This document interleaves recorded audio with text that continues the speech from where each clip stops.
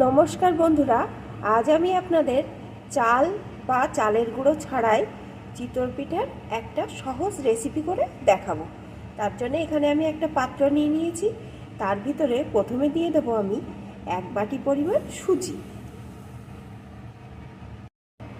এখন এর ভিতরে দিয়ে দেবো যে বাটি মেপে আমি সুজি দিয়েছিলাম সেই বাটিরই 1 বাটি জল। জলটা কিন্তু আমার একটু উষ্ণ গরম করে নেওয়া আছে। এখন একটু মিশিয়ে নেব।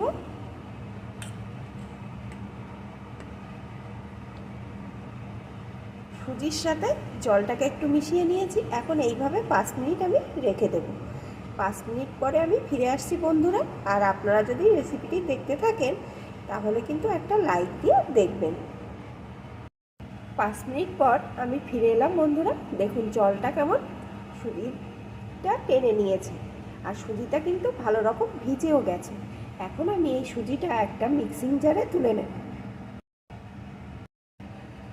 সুজিটা আমি একটা মিক্সিং জারে তুলে নিয়েছি। এখন সুন্দর করে আমি এটাকে পেস্ট করে নেব। এখন কিন্তু আমি এর ভিতরে বাড়তি কোনো জল দেব না। এখানে আমার পেস্ট করে নেওয়া হয়ে গেছে। এখন আমি এই পাত্রের ভিতরে ওই সুজির পেস্টটাকে ঢেলে দেব।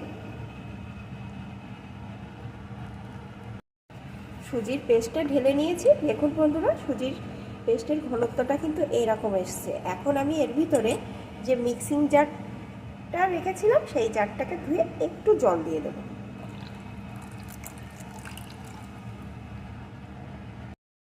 এখন আমি একটু মিশিয়ে নেব বন্ধুরা। দেখুন ঘনত্বটা কিন্তু এরকম এসছে। আমার 1 বাটি সুজিতে 1.5 বাটি পরিমাণ জল লাগলো। এই পরিমাপটা যদি আপনারা ঠিক করে দেন তাহলে কিন্তু একদম চোখ বন্ধ করে চিতই পিঠা হয়ে যাবে। এখন এর ভিতরে দিয়ে দেবো আমি একটু লবণ, 1/2 চামচের কম বেকিং পাউডার। এখন ভালো করে এটাকে মিশিয়ে নেব। এইভাবে যত ফেটানো হবে পিঠেগুলো কিন্তু ততটাই সুন্দর হবে। বেশ কিছুক্ষণ ধরে আমি এইভাবে কিন্তু ফেটিয়ে নিয়েছি বন্ধুরা। দেখেই বুঝতে পারছেন ব্যাটারটা কত সুন্দর ফেটানো হয়েছে, আর একদম মাখনের মতন ব্যাটার তৈরি হয়ে গেছে। এখন কিন্তু আমি পিঠেগুলোকে তৈরি করে নেব।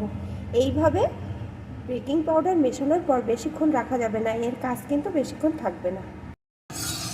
চিতই পিঠাগুলো কিন্তু আমি কোনো ছাঁচে তৈরি করব না, আমি কড়াইতে তৈরি করব। তার জন্য এখানে আমি একটা কড়াই ভালো রকম গরম করে তাতে 2-1 ফোঁটা তেল দিয়ে দিয়েছি। এখন তেলটাকে এইভাবে চারিদিকে ছড়িয়ে দিচ্ছি।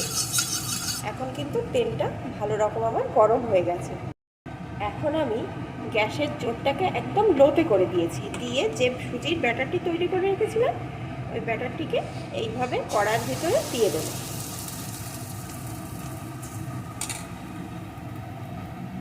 এখন একটা ঢাকনা দিয়ে এটাকে ঢেকে দেব। দিয়ে লো আঁচে 4 মিনিট মতন আমি এইভাবে রেখে দেব। 4 মিনিট পর আমি ঢাকনাটা খুলে দেখি কেমন হয়েছে।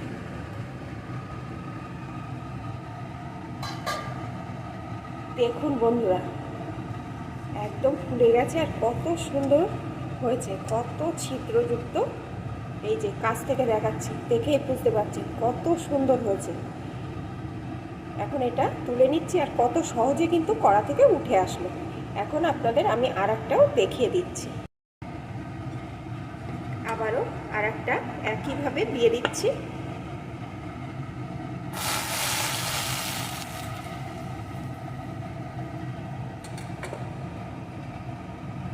আবারও ঢেকে দিচ্ছি। আর বন্ধুরা গ্যাসের জোরটা কিন্তু একদম লোতেই রাখতে হবে। আবারও 4 মিনিট পরে ফিরে আসছি। আবারও 4 মিনিট পরে আমি ফিরে এলাম। এখন ঢাকনাটা খুলে নিচ্ছি। দেখুন কত সুন্দর হয়েছে, দেখেই বুঝতে পারছেন কেমন ফুলেছে আর কত ছিদ্রযুক্ত হয়েছে। আমি এইভাবেই শুকনো অবস্থায় রেখে দেবো। আপনারা যদি চান এগুলোকে একটু দুধের মধ্যে মিষ্টি দিয়ে ফুটিয়ে নিয়েও খেতে পারেন। আর যেহেতু অসংখ্য ছিদ্রযুক্ত এর ভিতরে কিন্তু দুধটা ভালো রকম ফুটবে। দেখুন একটা আমি হাত দিয়ে দেখিয়ে দিচ্ছি কতটা নরম আর একদম তুলোর মতো।